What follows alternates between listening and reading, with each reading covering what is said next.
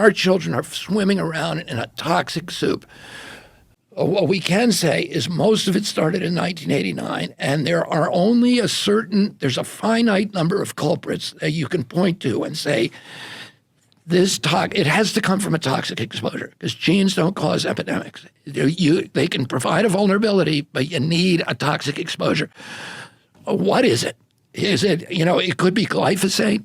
It could be neonicotinoid pesticides. It could be PFOAs, which are the flame retardants that became ubiquitous, around that same timeline.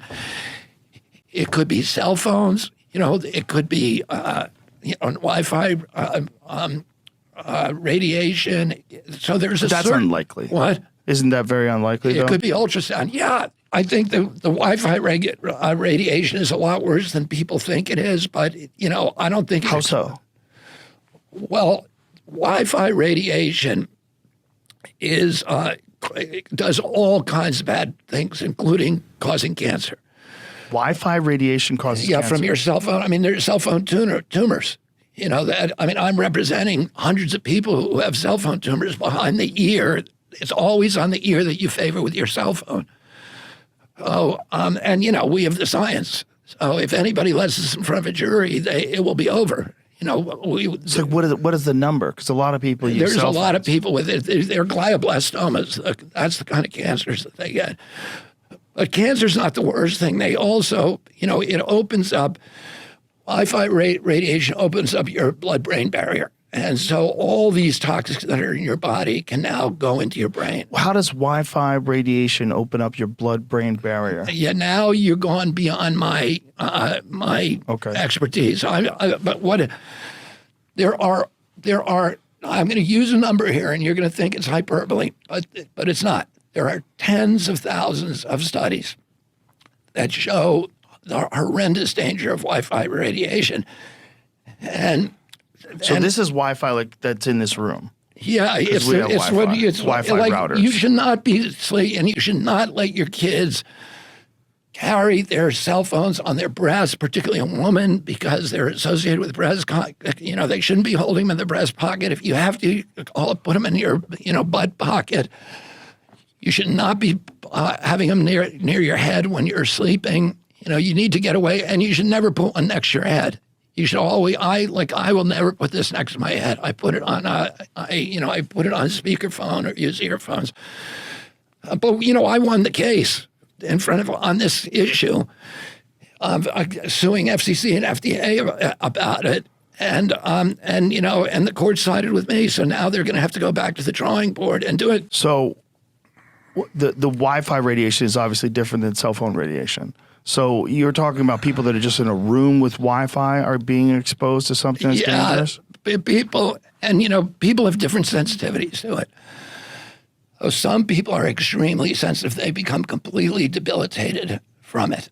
And really? We have from a woman. Wi-Fi. Yeah, we have a woman who developed an allergy to Wi-Fi. She was in the Israeli Defense Forces, and she was in their cyber warfare unit. So she was in a room with it all the time, and suddenly she developed and she's a brilliant lawyer, and she's one of the leaders of, in this movement to make sure that they don't put Wi-Fi antennas on elementary schools, which they're doing now. There's no control over where people put these antennas. So what do you think Wi-Fi is doing to us, since it's everywhere and since everyone's experiencing, including you? What do you think it's doing to us? I think it degrades your mitochondria. It opens your blood-brain barrier. Do you see anything online of how it could open up your blood-brain barrier? I don't know about how, but that it does? I found an article. I was trying to find the validity of it, but it has a statement on here. Damage to the blood-brain barrier. Radio frequency radiation exposure has been shown to affect the permeability of the blood-brain barrier, as well as altering the expression of microRNA within the brain, which researchers state could lead to adverse effects such as neurodegenerative disease. Whoa. How come we don't know that? And there's a doctor that did a study and said that it's been expanded on researchers in China, and there's a published article here, but I was looking around at the page. They call it leaky brain. The findings were followed by suppression, misinformation, and a shutdown of government-funded research in the United States. It's the same play. Oh, we got to get rid of Wi-Fi. What the fuck, Jamie?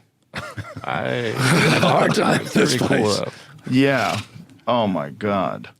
That's Anyway, terrifying. but I don't know, I can't tell you where the chronic disease epidemic, I think it's probably cumulative. There's a lot going on. There's So a it's lot. not just one Our culprit. kids are swimming around in a toxic soup, but we're now up to more than 54% of kids now have chronic disease, and I mean, one of the reasons I want to be president is to end that. Of NIH actually doing studies like this rather than suppressing them. And let's figure out what it is, why kids have chronic disease, and end it. It's costing us.